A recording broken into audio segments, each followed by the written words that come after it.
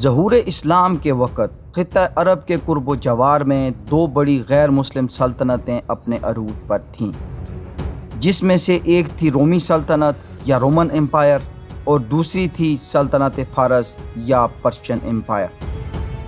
اس وقت کی یہ دونوں سپر پاورز ایک دوسرے کو نیچا دکھانے کے لیے زور آزمائی بھی کرتی رہتی تھیں، مگر ان دونوں سپر پاورز نے اسلام کو کبھی اس قابل سمجھا ہی نہیں کہ وہ بھی کبھی طاقت کی اس دوڑ میں ان کے ہم اثر آ سکتا ہے۔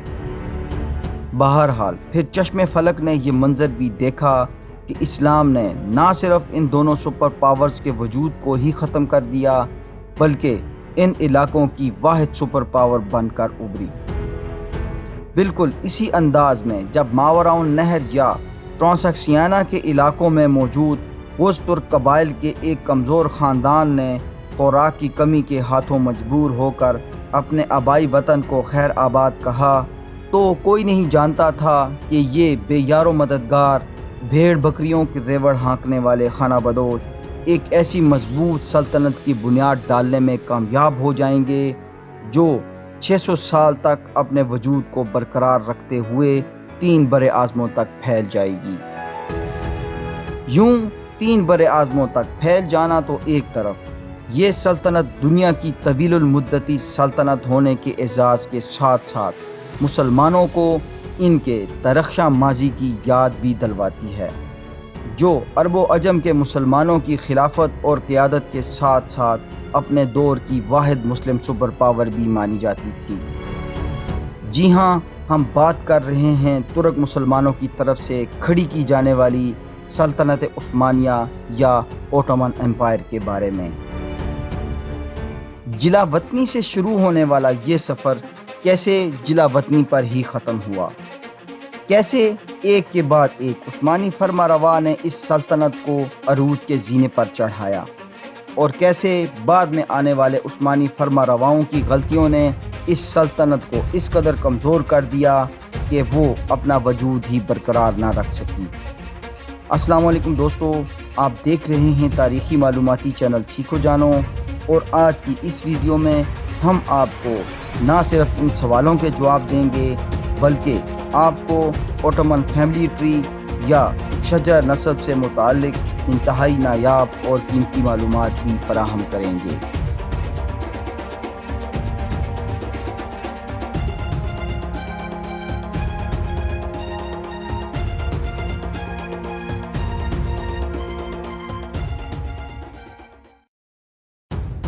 خطہ عرب میں ظہور اسلام کے بعد اسلام نے ارد گرد کی تمام بڑی بڑی سلطنتوں کو زیر کر لیا، اور ایشیا کے ایک بڑے علاقے پر مسلمانوں کی حکومت قائم ہو گئی۔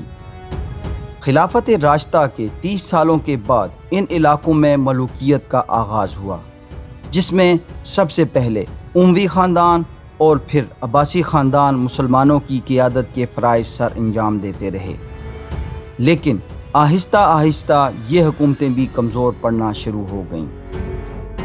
تاہم دوسری طرف وسطی ایشیا کے گرد و نواح میں منگول بڑی تیزی سے تمام حکومتوں کا صفایا کرتے آ رہے تھے، جن میں ایک مسلمان سلطنت خوارزم بھی تھی، جو کہ سلجوقی سلطنت کی باقیات پر کھڑی تھی۔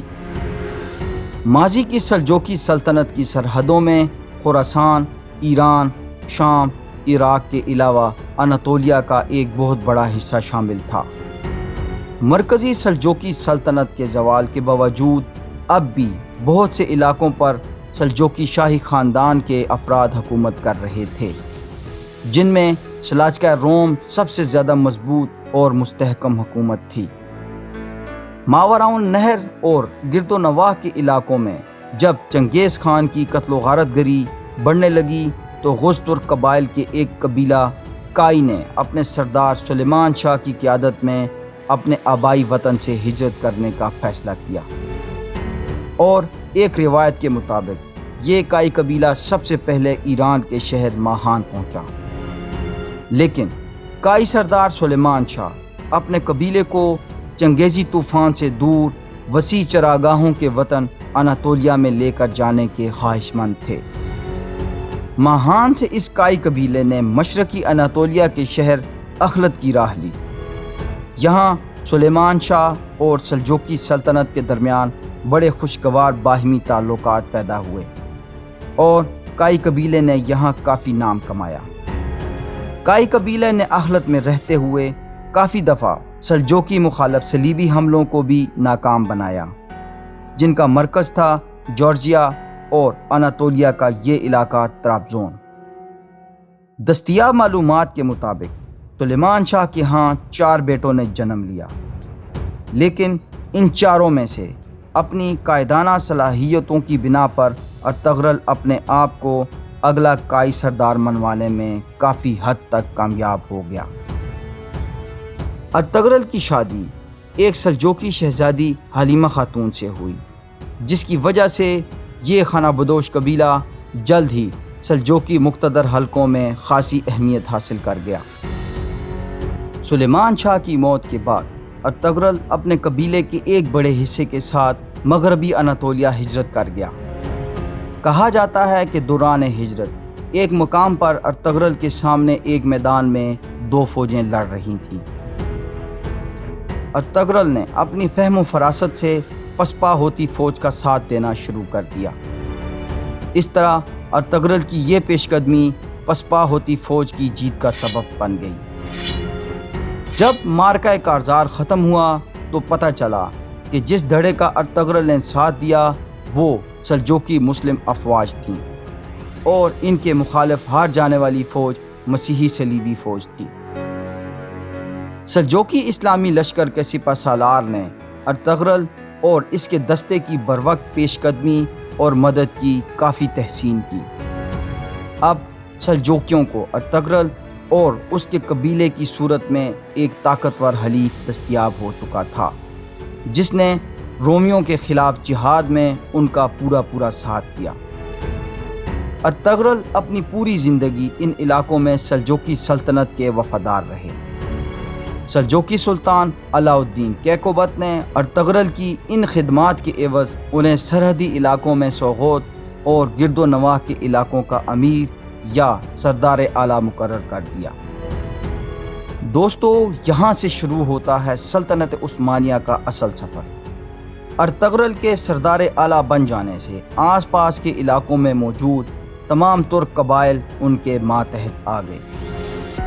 ارطغرل کی یہ وفاداری ان کے آخری ایام تک جاری رہی، لیکن ان کے آخری ایام میں سلاجقہ روم بھی منگول حملوں کے آگے گھٹنے ٹیک چکی تھی اور آہستہ آہستہ اپنے اختتام کی طرف رواں تھی۔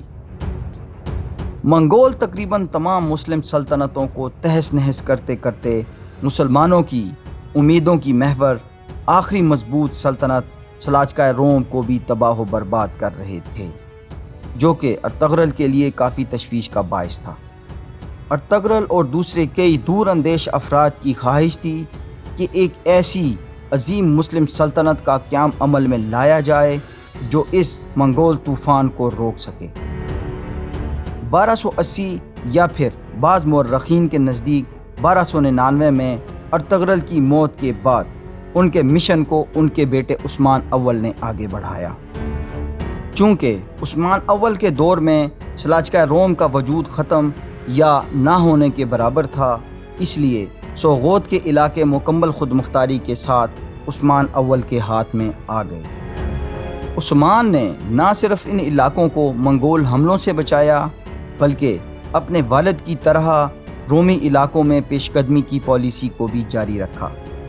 عثمان کے زیر نگی علاقے بالکل رومی سلطنت کی سرحدوں پر موجود تھے اور رومی فوجیوں سے تصادم تو ایک عام سی بات تھی۔ رومی سلطنت عثمان کے زیر قبضہ علاقوں کے مقابلے میں بہت بڑی تھی، مگر پھر بھی عثمان نے اپنے سے کئی گنا بڑی رومی یا بازنطینی سلطنت کو اپنے اوپر حاوی نہ ہونے دیا۔ عثمان اپنے زیر نگی علاقوں کو ایک مضبوط ریاست میں تبدیل کرنا چاہتا تھا، مگر یہ علاقے اس قدر وسیع نہیں تھے کہ وہ ان کا سلطان یا بادشاہ کہلواتا۔ تاہم وہ ان علاقوں پر بے کی حیثیت سے ہی حکومت کرتا رہا۔ ترکش تاریخی حوالوں کے مطابق عثمان غازی نے 2 شادیاں کی، جن میں سے ایک تھی رابعہ بالا خاتون جن کے بطن سے علاء الدین پاشا پیدا ہوئے، جبکہ دوسری تھی ملہن خاتون، اور ان کے بطن سے پیدا ہوئے اورحان غازی۔ ان دونوں بیٹوں کے علاوہ عثمان کے باقی بیٹے بیٹیوں کے بارے میں معلومات یا تو محدود ہیں یا پھر غیر متصدقہ ہیں۔ یہاں تک کہ یہ بات بھی وثوق سے کہنا ممکن نہیں کہ علاء الدین یا اورحان میں سے کون بڑا تھا۔ بہرحال 1326 عیسوی میں جب عثمان بے اپنی زندگی کی آخری سانسوں پر تھے تو اورحان غازی کے ہاتھوں ایک بہت اہم بازنطینی شہر بروسا فتح ہوا، جو کہ اس نوزائیدہ ریاست کے لیے بہت بڑی کامیابی تھی۔ بروسا کی فتح عثمان بے کا خواب تھا، اس لیے انہوں نے اپنے بیٹے اورحان کو وصیت کی کہ انہیں بروسا میں دفن کیا جائے۔ اورحان غازی نے اپنے وراثتی علاقوں کے علاوہ اب بروسا کو شامل کر کے پہلی مرتبہ اپنے والد کے نام سے عثمانی سلطنت کی داغ بیل ڈالی اور خود اس سلطنت کا پہلا حقیقی سلطان بن گیا، جبکہ بعض مورخ انہیں سلطنت کا دوسرا سلطان یا حکمران مانتے ہیں۔ بہرحال جو بھی ہو، اب ایک نوزائیدہ عثمانی سلطنت کا آغاز ہو چکا تھا۔ عثمان بے کی وفات کے بعد دونوں بھائیوں علاء الدین پاشا اور اورحان غازی میں جانشینی پر کوئی خاص جھگڑا نہیں ہوا، کیونکہ علاء الدین پاشا نے اورحان غازی کو اس کا زیادہ اہل اور حقدار سمجھا کہ وہ عثمانی سلطنت کی قیادت کرے۔ 1331 میں سلطان اورحان نے ازنک کو فتح کیا اور 1337 میں سلطان نے عظمت کو بھی فتح کر لیا۔ اس طرح جلد ہی سلطان نے شمال میں بلیک سی تک کے تقریباً تمام بازنطینی علاقے چھین کر عثمانی سرحدوں کو مشرق میں انقرہ تک پہنچا دیا۔ بازنطینی علاقوں کی فتح کے ساتھ ساتھ سلطان اورحان غازی کی جھولی میں کراچی ترک ریاست بھی آ گئی۔ سلطان اورحان نے رومیوں کے خلاف جہاد کی روایت کو برقرار رکھنے کے لیے ینیچری یا جینیسریز جیسی فوج کا قیام بھی عمل میں لایا۔ جہاں سلطنت عثمانیہ اناطولیہ میں زور پکڑ رہی تھی، تو وہیں یورپ میں موجود بازنطینی ریاست اندرونی خانہ جنگی کی وجہ سے کمزور ہوتی جا رہی تھی، اور جلد ہی اس بازنطینی ریاست نے عثمانی فرمانروا اورحان غازی کے ساتھ شاہی شادیوں کے ذریعے نہ صرف رشتہ داری بنائی، بلکہ انہیں یورپ میں اپنے علاقوں میں چند ایک ساحلی قلعے بھی عطا کیے، جس کا نتیجہ یہ نکلا کہ جلد ہی سلطان اورحان کے بیٹے شہزادہ سلیمان پاشا گیلاپولی جیسا اہم علاقہ بازنطینیوں سے چھیننے میں کامیاب ہو گئے۔ اس طرح اورحان غازی 1354 میں سلطنت عثمانیہ کی سرحدوں کو یورپ تک لے جانے میں کامیاب ہو گئے۔ تاریخ میں سلطان اورحان کی 5 سے 6 شادیوں کا ذکر ملتا ہے، جن میں اگلے بننے والے سلطان مراد اول کی والدہ نیلوفر خاتون اور دوسری بازنطینی شہنشاہ کینٹاگوزین کی صاحبزادی تھیوڈورا بہت نمایاں ہیں۔ عثمانیوں کو یورپ میں داخل ہوئے ابھی زیادہ دیر نہیں گزری تھی کہ 1358 عیسوی میں ولی عہد سلیمان پاشا اور پھر 1359 یا 1362 میں سلطان اورحان خود یکے بعد دیگرے اس جہان فانی سے کوچ کر گئے۔ سلطان اورحان کی موت کے بعد سلطنت عثمانیہ پر حکمرانی کے لیے 2 دعویدار موجود تھے، ایک تھا مراد اول، جبکہ دوسرا تھا بازنطینی شہزادی تھیوڈورا کا بیٹا خلیل۔ لیکن سلطنت عثمانیہ کی منصب حکمرانی سلطان مراد کے ہاتھ میں آئی اور شہزادہ خلیل کو قتل کر دیا گیا۔ سلطان مراد نے اناطولیہ میں موجود عثمانیوں کے لیے ممکنہ خطرے کا سبب بننے والی ہر طاقت کا صفایا کرنے کی کوشش کی، جن میں بطور خاص امارت کرمانیہ سر فہرست تھی۔ اس کے علاوہ سلطان نے یورپ میں آگے بڑھ کر تھریس کا سارا علاقہ سلطنت عثمانیہ میں شامل کر لیا۔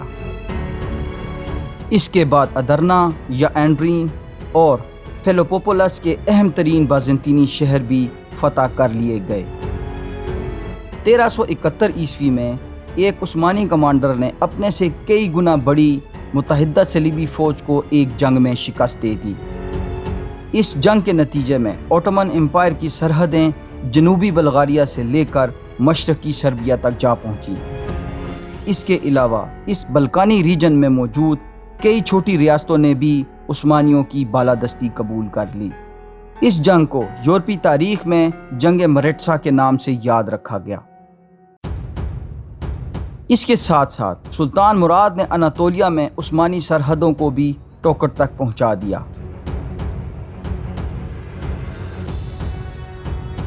سلطنت عثمانیہ کے دونوں اطراف فتوحات اور علاقے کے نظم و نسق کو بہتر طریقے سے چلانے کے لیے سلطان مراد نے سلطنت کو انتظامی اعتبار سے دو حصوں میں تقسیم کر دیا، جن میں مشرقی طرف کو اناطولیہ اور مغربی طرف کو رومیلی کا نام دیا گیا۔ سلطان مراد نے اپنے 27 یا 30 سالہ دور اقتدار میں سلطنت عثمانیہ میں 5 گنا اضافہ کیا، یعنی سلطان مراد نے اپنے والد اورحان سے ملنے والی 20,000 مربع میل پر محیط سلطنت کو 1,00,000 مربع میل تک پھیلا دیا۔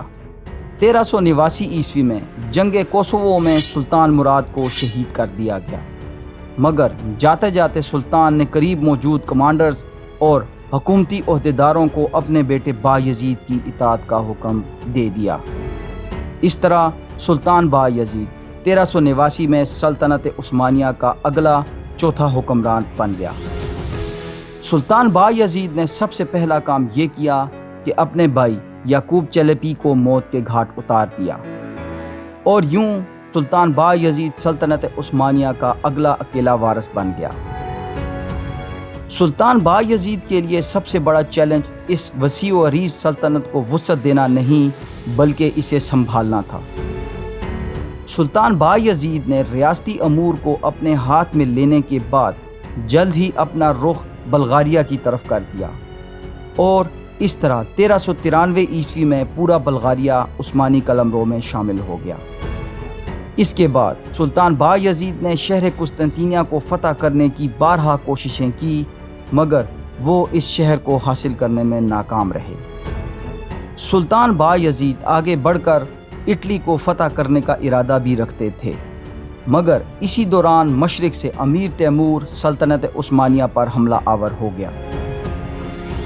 سلطان بایزید، جو کہ اپنے آپ کو سلطان روم بھی کہلواتے تھے، کو امیر تیمور کے ہاتھوں جنگ انقرہ میں بدترین شکست ہوئی، اور اس کا سارا رعب اور دبدبہ زمین بوس ہو گیا۔ امیر تیمور سلطنت عثمانیہ کو صرف کمزور کرنا چاہتا تھا، اس لیے اس نے سلطان کو قید کر لیا اور اس کے بیٹوں میں ایک خانہ جنگی کا ماحول پیدا کر دیا۔ اس کے ساتھ ساتھ اناطولیہ میں موجود کئی ترک سرداروں کی جاگیروں کو بھی واپس ان کے حوالے کر دیا جو سلطنت عثمانیہ ان سے چھین چکی تھی۔ سلطان بایزید سلطنت عثمانیہ کی اس ٹوٹ پھوٹ کو برداشت نہ کر سکے اور تیموری قید کے دوران ہی 1403 عیسوی میں اس جہان فانی سے کوچ کر گئے۔ تاہم 10 سالہ خانہ جنگی کے بعد 1413 عیسوی میں سلطان محمد اول سلطنت عثمانیہ کا اقتدار اپنے نام کرنے میں کامیاب ہو گئے۔ سلطان محمد کا تمام دور اقتدار انتظامی امور کو درست کرنے اور بغاوتوں کو کچلنے میں صرف ہوا، لیکن سلطان محمد سلطنت عثمانیہ کو دوبارہ سے یکجا کرنے میں کامیاب ہو گئے۔ 1421 عیسوی میں سلطان محمد اپنے بیٹے سلطان مراد دوئم کو سلطنت کا اگلا چھٹا حکمران مقرر کر کے اس جہان فانی سے کوچ کر گئے۔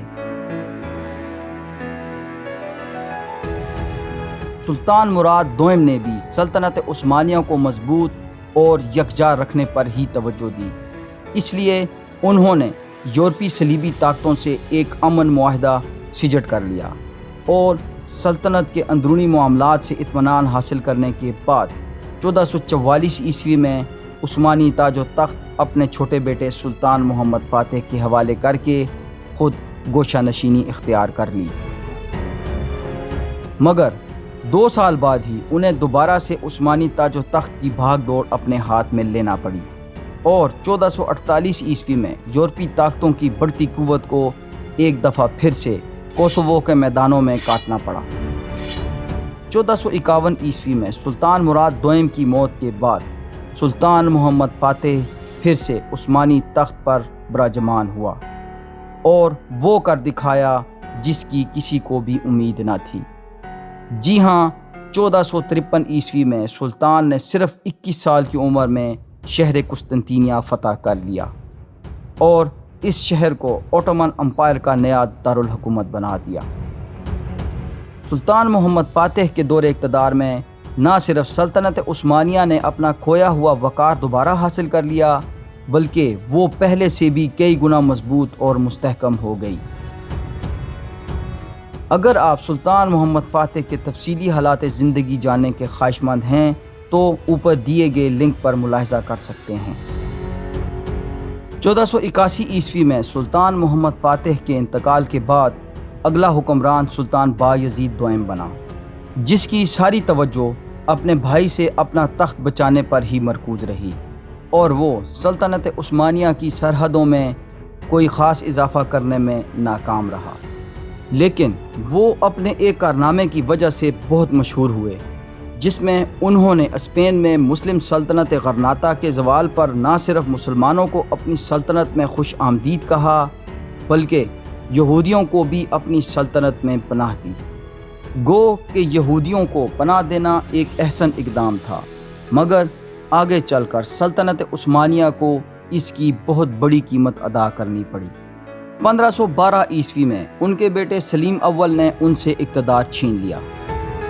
سلطان سلیم اول انتہائی سخت گیر طبیعت کے حامل عثمانی حکمران تھے۔ ان کے نزدیک کسی کوتاہی یا غداری کی سزا صرف موت تھی، اس لیے ان کے دور اقتدار میں سلطنت کے تمام غیر فعال اور سست ادارے انتہائی حد تک فعال اور متحرک ہو گئے، جس کا اثر یہ ہوا کہ جلد ہی سلطنت عثمانیہ نے اناطولیہ سے باہر نکل کر شام، عراق، ایران، حجاز مقدس اور مصر کی مملوک سلطنت کا خاتمہ کر کے ان کے زیر انتظام تمام مصری علاقوں کو عثمانی قلمرو میں شامل کر لیا۔ سلطان سلیم نے عباسی خلافت کا بھی خاتمہ کر دیا۔ اس طرح پہلی مرتبہ اسلامی خلیفہ کا یہ ٹائٹل یا لقب غیر عرب یعنی ترکوں کو منتقل ہو گیا۔ اس طرح عثمانی حکمران اب سلطان ہونے کے ساتھ ساتھ خلیفہ کے عنوان سے بھی پہچانے جانے لگے۔ 1520 عیسوی میں سلطان سلیم اول کی موت کے بعد ان کے بیٹے سلطان سلیمان اول نے عثمانی سلطنت کی زمام اقتدار اپنے ہاتھ میں لے لی۔ سلطان سلیمان اول کو تاریخ سلیمان القانونی کے نام سے بھی یاد کرتی ہے، کیونکہ انہوں نے عثمانی سلطنت میں آئین اور قانون کی بالادستی کے لیے بہت کام کیا، یعنی وہ اپنے انصاف کی وجہ سے بہت مشہور ہوئے۔ جب سلطان سلیمان کے عہد حکومت کا آغاز ہوا تو عثمانی سلطنت ہر اعتبار سے اپنے شباب پر تھی، نہ صرف زمینوں پر بلکہ سمندروں پر بھی عثمانیوں کی عملداری قائم ہو چکی تھی۔ اسی دور میں خیر الدین باربروسا جیسے عظیم ماہر جہازران سلطان سلیمان کی بحری فوج کی قیادت کر رہے تھے۔ سلطان سلیمان نے وسطی یورپ میں گھس کر ہنگری کے کئی مضبوط قلعوں اور شہروں کو فتح کیا۔ اس کے علاوہ مشہور زمانہ سلیبی نائٹس کا گڑھ مانے جانے والے جزیرہ روڈس بھی سلطان سلیمان کے ہاتھوں فتح ہوا۔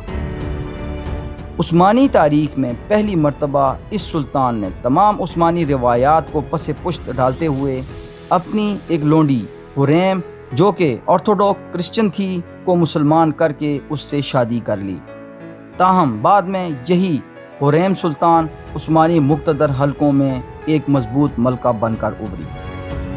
سلطان سلیمان کی موت کے بعد 1566 عیسوی میں ان کے بیٹے سلطان سلیم دوئم کو عثمانی تخت پر بیٹھنے کا موقع ملا، جو کہ ملکہ حریم سلطان کا ہی بیٹا تھا۔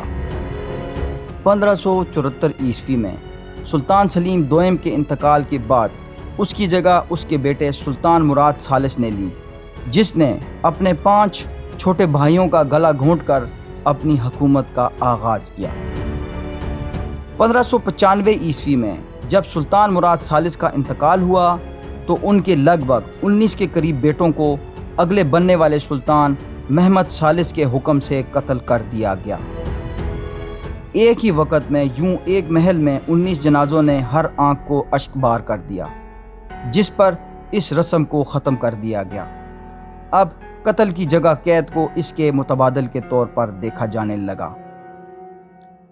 محمد ثالث عثمانی تاریخ کے نکمے ترین سلطان تھے۔ انہوں نے تمام حکومتی امور اپنی والدہ کے سپرد کر رکھے تھے۔ 1603 عیسوی میں سلطان محمد ثالث کے بعد اس کے بیٹے سلطان احمد اول نے عثمانی تخت کی زمام اقتدار اپنے ہاتھ میں لے لی۔ سلطان احمد اول کے دور میں ان کی ایک شریک حیات عثمانی مضبوط ترین خاتون کے روپ میں اقتدار کے منظرنامے پر نمودار ہوئی، جن کا نام تھا قاسم سلطان۔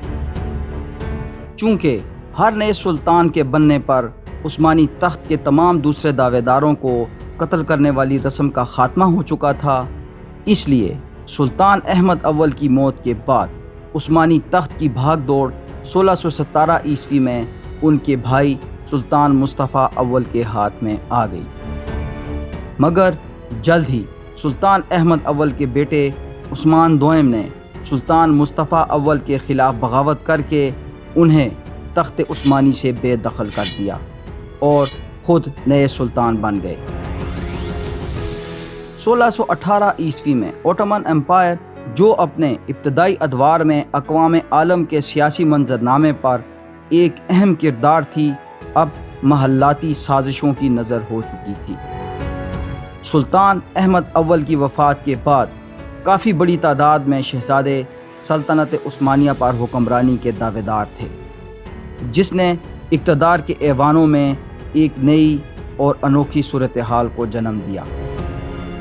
اس مقام پر پہنچ کر یوں محسوس ہونے لگا کہ وہ پرانا رواج کہ جس میں تخت کے تمام امیدواروں کو قتل کر دیا جاتا تھا، وہ سلطنت کی بقا کے لیے کیوں ضروری تھا۔ بہرحال کچھ عرصے بعد سلطان عثمان دوئم کو ایک محلاتی سازش کے ذریعے قتل کر دیا گیا اور پھر سے 1622 عیسوی میں سلطان مصطفیٰ اول کو سلطنت کا سلطان بنا دیا گیا۔ 1623 عیسوی میں ایک دفعہ پھر سے سلطان مصطفیٰ اول کو عثمانی تخت سے اتار کر عثمان دوئم کے بھائی سلطان مراد چہارم کو اگلا سلطان بنا دیا گیا۔ چونکہ اس وقت سلطان مراد چہارم کی عمر 11 سال کے لگ بھگ ہی تھی، اس لیے سلطنت کے زیادہ تر فیصلے قاسم سلطان ہی کیا کرتی تھی۔ وہ ایک پردے کے پیچھے سے سارے حکم جاری کیا کرتی تھی، لیکن جب مراد سلطنت سنبھالنے کے قابل بھی ہو گیا تو تب بھی قاسم سلطان ہی پس پردہ سلطنت کے امور اور نظم و نسق کو چلا رہی تھی۔ 1640 عیسوی میں مراد چہارم کی موت پر اس کا بھائی ابراہیم تخت عثمانی پر بیٹھا، جو کہ قید میں رہنے کی وجہ سے دماغی طور پر تقریباً مفلوج ہی تھا۔ اسی وجہ سے وہ ایک نااہل سلطان ثابت ہوا۔ محلاتی سازشوں اور قاسم سلطان کے خلاف جانے کی وجہ سے مقتدر حلقوں نے سلطان ابراہیم کے ہی 6 سالہ بیٹے محمد چہارم کو 1648 عیسوی میں عثمانی مسند اقتدار پر بٹھایا اور سلطان ابراہیم کو موت کے گھاٹ اتار دیا۔ محمد چہارم جب عثمانی تخت پر برجمان ہوا تو اس کٹ پتلی سلطان کی ڈوریں بھی قاسم سلطان کے ہاتھ میں ہی تھی، جو کہ سلطان کی والدہ کے لیے تکلیف اور ناگواری کا باعث تھی۔ اس لیے انہوں نے قاسم سلطان کو سازش کے ذریعے موت کے گھاٹ اتروا دیا۔ یہ وہ دور تھا جب اوٹومن امپائر زوال پذیر تھی۔ سلطنت کے مقتدر حلقوں کی توجہ صرف اور صرف حرم اور محلاتی سازشوں پر ہی ہوتی تھی، جبکہ عثمانی سلطنت سفارتی اور سیاسی محاذ پر بری طرح سے شکست کھا رہی تھی اور آہستہ آہستہ اپنے زیر قبضہ علاقوں پر کنٹرول بھی کھو رہی تھی۔ اگلی کم و بیش 2 صدیوں تک عثمانی سلطنت پر کوئی بھی ایسا قابل ذکر سلطان نہ گزرا جس نے عالمی سیاسی منظرنامے پر اپنے نقوش چھوڑے یا پھر سلطنت عثمانیہ کے مقام و مرتبے میں اضافہ کیا، بلکہ اسی دوران آنے والے اکثر و بیشتر سلطانوں کو فن حکمرانی یا سلطنت چلانے کے بارے میں کچھ خاص پتہ ہی نہیں ہوتا تھا، یا آپ کہہ سکتے ہیں کہ وہ زیادہ تر علامتی سلطان ہوتے تھے۔ پھر دور آتا ہے سلطنت عثمانیہ کے 30ویں حکمران سلطان محمود دوئم کا، جو کہ شروع ہوتا ہے 1808 عیسوی میں۔ ان کے دور میں پہلی مرتبہ سلطنت عثمانیہ میں وسیع پیمانے پر انتظامی، فوجی اور مالیاتی اصلاحات کی گئیں۔ سلطان نے ینیچری کا مکمل خاتمہ کر دیا، بلکہ ان کی جگہ جدید طرز کی ایک نئی فوج تیار کی گئی، جس کی وردی یورپی طرز کی تھی اور پگڑی کے بجائے ترکی ٹوپی پہنتی تھی۔ ان اصلاحات نے سلطنت عثمانیہ پر بڑے گہرے سیاسی اور سماجی اثرات مرتب کیے، جو بالآخر جدید ترک جمہوریہ کی پیدائش کا سبب بنے۔ 1839 عیسوی میں اپنے والد کی موت کے بعد سلطان عبد المجید اول نے عثمانی تخت کی زمام اقتدار اپنے ہاتھ میں لے لی۔ سلطان عبد المجید اول یورپین درسگاہوں سے فارغ التحصیل تھے اور فرینچ زبان بولنے میں بھی کافی مہارت رکھتے تھے۔ ان کا دور حکمرانی قوم پرست تحریکوں کے آغاز کا زمانہ تھا۔ اس امر میں کوئی شبہ نہیں کہ ان کے دور میں سلطنت عثمانیہ جدیدیت کی راہ پر گامزن ہوئی، مگر اس جدیدیت کی سلطنت کو بہت مہنگی قیمت چکانی پڑی۔ سلطان عبد المجید اول کے دور میں ہی تاریخ میں پہلی مرتبہ جنگ کریمیہ کے دوران سلطنت عثمانیہ کو غیر ملکی قرضے لینے پڑے۔ 1861 عیسوی میں عثمانی تخت کی بھاگ دوڑ سلطان عبدالعزیز کے پاس چلی گئی۔ سلطان عبدالعزیز کے دور میں شاہانہ پرتعیش طرز زندگی اور عظیم تعمیراتی منصوبوں کی وجہ سے 1875 تک سلطنت عثمانیہ کا تقریباً دیوالیہ نکل گیا اور سلطنت میں بغاوتیں پھوٹ پڑی۔ سلطان عبدالعزیز نے اپنے بیٹے کو تخت کا وارث بنانے کی کوشش کی، مگر سلطان عبد المجید اول کے بیٹے مراد پنجم نے یہ سازش کامیاب نہ ہونے دی اور انہیں معزول کر کے خود اگلا سلطان بن گیا۔ مگر سلطان مراد پنجم کی کمزور جسمانی و ذہنی صحت کی وجہ سے ان کا دور حکومت غیر مستحکم رہا۔ سلطان مراد پنجم عثمانی بادشاہی نظام کو آئینی یا دستوری حکومت میں تبدیل کرنے کے حامی تھے، مگر ان کو صرف 93 دنوں کے بعد ہی اپنے سوتیلے بھائی عبدالحمید دوئم کے حق میں معزول کر دیا گیا۔ سلطان عبدالحمید 31 اگست 1876 کو اپنے بھائی کے بعد سلطنت عثمانیہ پر تخت نشین ہوئے۔ آپ کا دور حمیدین ایرا کے نام سے یاد رکھا گیا۔ آپ انتہائی مشکل اور نازک دور میں تخت نشین ہوئے، جب اقتصادی سیاسی انتشار عروج پر ہونے کے ساتھ ساتھ بلکان میں اور روسی جنگوں سے سلطنت کا وجود خطرے میں تھا، لیکن پھر بھی آپ حکومتی عملداری بحال کرنے میں کامیاب ہو گئے۔ اسی لیے انہیں آخری سلطانوں میں ایک امتیازی مقام حاصل ہے، اور آپ کو یہ بھی بتاتے چلیں کہ ترک ڈرامے پائے تخت میں آپ کو ان کا ہی کردار دکھایا جا رہا ہے۔ سلطان عبدالحمید نے ہی 1876 میں پہلے عثمانی آئین کا اعلان کیا، مگر بے انتہا کوششوں کے باوجود وہ عثمانی زوال کے اس طوفان کو نہ روک پائے۔ ینگ ترک انقلاب جو بلکانی صوبے سے شروع ہوا، بالآخر سلطان عبدالحمید کی حکومت کے خاتمے کا سبب بھی بنا۔ سلطان کو قید کر کے ان کی جگہ ان کے بھائی محمد پنجم کو 1909 میں سلطنت کا اگلا 35واں حکمران بنا دیا گیا۔ سلطان محمد پنجم کے دور اقتدار میں ہی پہلی جنگ عظیم کا آغاز ہو گیا۔ اس جنگ میں عثمانیوں نے جرمنی کا ساتھ دیا، اور اس جنگ میں عثمانی شکست سلطنت عثمانیہ کی ڈوبتی ناؤ میں ایک آخری کیل ثابت ہوئی۔ تمام عثمانی مخالف قوتیں سلطنت عثمانیہ پر ٹوٹ پڑیں۔ ان عثمانی مخالف قوتوں نے تو عثمانی سلطنت کے حصے بکھرے کیے ہی، مگر ینگ ترک تحریک اور کمال اتا ترک جیسے لوگوں نے بھی اندرونی سطح پر سلطنت عثمانیہ کے اسلامی تشخص کو ختم کرنے کے لیے اپنا بھرپور کردار ادا کیا، اور 3 بر اعظموں پر پھیلی سلطنت عثمانیہ کو اناطولیہ اور کچھ یورپی علاقوں کے ساتھ ریپبلک آف ترکی میں محدود کر دیا گیا۔ انہوں نے خلافت کے خاتمے کے ساتھ ساتھ اگلے آنے والے بقایا علامتی عثمانی حکمرانوں اور خلفاء کے نہ صرف تمام اثاثے ضبط کر لیے بلکہ انہیں ملک بدر بھی کر دیا۔ یوں ترکوں کے آباء و اجداد نے جو سفر جلا وطنی سے شروع کیا تھا بالآخر اپنوں کی ریشہ دوانیوں کے سبب جلا وطنی پر ہی ختم ہوا۔ عثمانی شاہی خاندان کے بقایا افراد کو اس یورپ میں پناہ لینی پڑی جو کہ کبھی ان کے آباء و اجداد کی حاکمیت کو تسلیم کرتا تھا۔ عثمانی شاہی خاندان کے یہ افراد اب پوری دنیا میں پھیل چکے ہیں اور انہیں عثمان اوغلو کے نام سے جانا جاتا ہے، مگر اس خاندان کا درخشاں ماضی اب ایک قصہ پارینہ بن چکا ہے۔ دوستو، یہ تھی کہانی اس عثمانی خاندان کی جنہوں نے مسیحی یورپ کا دل چیر کر اس میں اسلام کے ننھے پودے کی اپنے خون سے آبیاری کی اور 600 سالوں تک مسلمانوں کی عالمی منظرنامے پر قیادت کی۔ دوستو، ہمیں امید ہے کہ آج کی اس ویڈیو سے آپ کو بہت کچھ سیکھنے کا موقع ملا ہوگا۔ اگر ایسا ہے تو ہماری حوصلہ افزائی کے لیے ویڈیو کو لائک اور چینل کو سبسکرائب ضرور کریں۔ اس ویڈیو کو اپنے حلقہ احباب میں شیئر کریں اور کامنٹس کے ذریعے ہمیں اپنی قیمتی آراء سے ضرور آگاہ کریں۔ اپنا بہت خیال رکھیے گا۔ اللہ حافظ۔